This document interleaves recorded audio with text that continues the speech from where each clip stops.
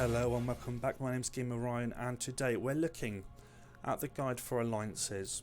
Now there's lots of discussion surrounding alliances and what alliances mean, what's the best alliance, who do I choose, who's the strongest. In all honesty, you know, I've only done about 60 hours in this game, so I'm not massively far ahead, but what I've learnt so far is that there is no one alliance to rule them all. It really depends on the synergies between the alliances you choose and also who you're battling against. I mean, the same alliance that you might come in first place with 100 HP could be the same alliance you come in last place in a matter of seconds, depending on your enemy.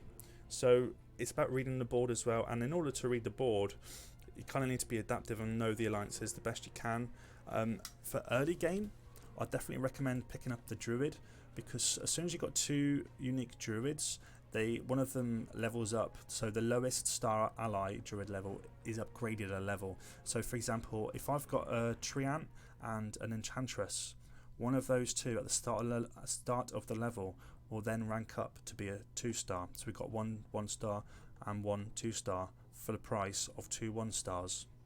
Okay, so that's something that's really kind of worth thinking about at the early stages, at the lower ranks, in order to kind of get those early wins in and keep that HP quite strong. Similarly, the Brawny, again, these guys are really good for early wins, because as soon as you get two unique Brawny characters, for example, you might get an Axe and a Beastmaster or an Axe and a Juggernaut. Both of their HPs are increased by 200, which can be really helpful, especially when they're tanking. Like these guys, you know, you can see he's a warrior, so that'll be really helpful for him when you come and do that. Now, there are lots of different alliances and alliance requirements. For example, let's look at Druid. Now Druid goes in blocks of two vertical lines, and there's only 2 lots of vertical lines, so we know there's only a maximum of 4 Druids, and as we can see on this table here, there are only 4 Druids in the whole game. So to get maxed out Druid capacity, you need to get all 4 Druids, which means potentially all you're going to need is 2 3-star Druids and 2 2-star Druids in order to get 4 3-star Druids, because it makes the 2 lowest star allies upgraded a level rather than just the one. So that's a build you can kind of focus towards and get towards. It's going to be difficult because this guy's quite difficult to drop. He's got a low drop rate, but once you do get him, you'll be good, you'll be golden. So I would focus, if you were to do that, I would focus on 3-starring maybe the Treant and perhaps either the Enchantress or the Nature's Prophet, but definitely him because he's a great tank as previously discussed. Now we also have different levels. For example, the Warlock. The Warlock also goes down in 2s, however there are 6. Now the Warlocks are interesting because rather than having actual 6 Warlocks, there's 8 to choose from. So you can, the most obvious Warlock, or the one from the beginning, is Warlock, this dude himself. We can get him from day 1, but then also we've got ones like the Witch Doctor. He's there quite often, and also the Shadow Fiend. Now the Shadow Fiend is ridiculously strong.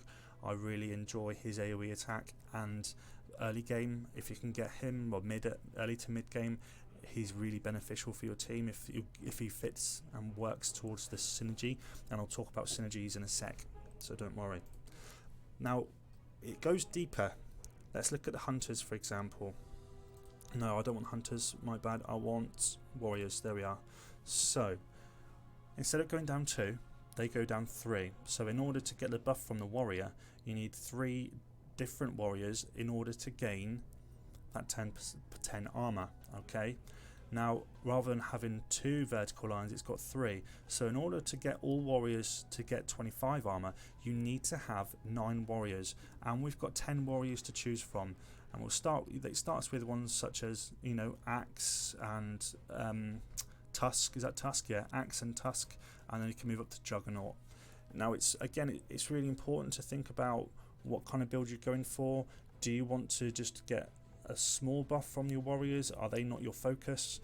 Or actually you're going to try and build a whole team worth of warriors? And this is something that we're going to discuss now. So each of the characters have their own kind of disposition. For example, we've got a human, but he's also savage and he's also a warrior. So Lycan, he's got 3 kind of traits to him. So if I go to alliances, he will fill up one slot in human, he will fill up one slot in savage, and he will fill up one slot. Oh, I can't remember what was his last one. Where was he? Oh, he was warrior, wasn't he? Last slot warrior. Okay, so with just one character, we've already filled out one part of a whole of each of those 3 alliances. So if I was to do a warrior build, okay, and I wanted to look at, I'm just getting it up by 3, so we get that 10 armor. I'd get Tiny, who is also primordial. I'd also pick a Juggernaut, who is also brawny, and then I might want to pick up, let's have a look, do we like any of them? Not particularly. Might also pick up Doom, for example. So with those 3, that will then fill up the, where are we, 1 slot. So all those characters, those 3 characters, picked up 10 armor.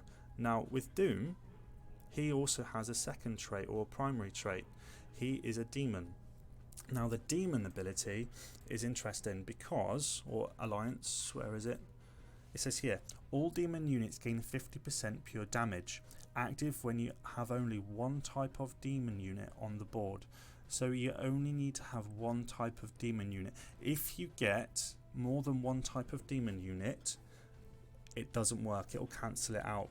So you can put 2 demons on, put 2 dooms on, so maybe you want to go for 2 2-stars.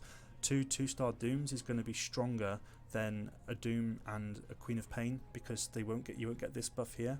But those 2-star dooms, for example, there he is for his 2-star, and he's got damage between 220 and 240. However, if you look here, he gains it 50%, so that's going to be an extra 100, 110. So it's going to go up to, 350, 330. So it's definitely worth it. And double that, because there'll be 2 of them. You're looking at 700 damage with just 2 characters. So it's definitely worth thinking about the alliances. Now, an alliance that I particularly like at the moment are the Elusive alliance, because along here, you can see we've got 2 Druids. So as previously discussed, Druids to fill up their little tree for 1 is tree.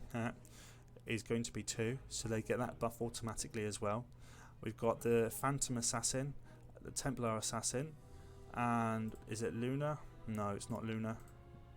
Yeah. So there are more.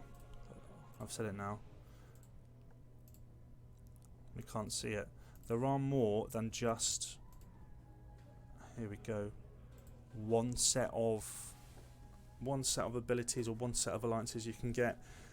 My point is this: it's been argued that going for a whole warrior build or a whole assassin build isn't a good thing, because then you miss out on others and it doesn't synergize. Well, actually, if you've seen my videos, I do a lot of one alliance build, and very, very often I'm in the top 2, top 3, and it shows how effective it is, because the rest of the alliances that gets created alongside this are natural alliances, and it synergizes well with the assassin. So ultimately it's your decision, and up to you just to decide whether you think that you want to go for a full build or a half build. For example, I've done a video recently for a human, so I did a human build and a mage build, because I found that actually, looking here, we've got 1, 2, 3 mages, which will fill up my mage slot. And if we go into the human, oh, I've just done that, there they are. So Maiden, Light and Lena. So there I've already filled up 2 human, well, 1 slot human, one slot of mage with just 3 characters. So it's definitely worth looking at. Ultimately, it's playing around, seeing who your favourite is, and as I've said, in order to level up, you need 3 of the same to level up to the next star. So you need 3 1-star for a 2-star, they need 3 2-star characters for a 3-star character. And currently 3-star character is the best that we've got. So that covers that. Any questions, please just leave a comment down below. If I've made a mistake or need to alter it because of patch info, then I will, absolutely, and then I'll link to a new video should I need to down below. But this has just been a quick stop whistle tour of the alliances. The thing to take away from here is, firstly, play with lots of different builds. There's no one build to rule them all. That's quite frankly a myth. That it doesn't happen. There's no such thing. And have fun. You just need to have fun with it. I mean, like I said, right now I'm really loving the Elusive builds, so I'm going to stick with Elusive. And these challenges are also really helpful to help you play with different characters. For example, for me to get 500 XP, I need to do 100,000 magical damage. So at some point today, I'm going to be playing with mages and healing as well. So again, at some point today, I'm going to be playing with druids. So these kind of challenges will enable you to kind of play with it a lot more. Okay, so thanks for watching. Goodbye.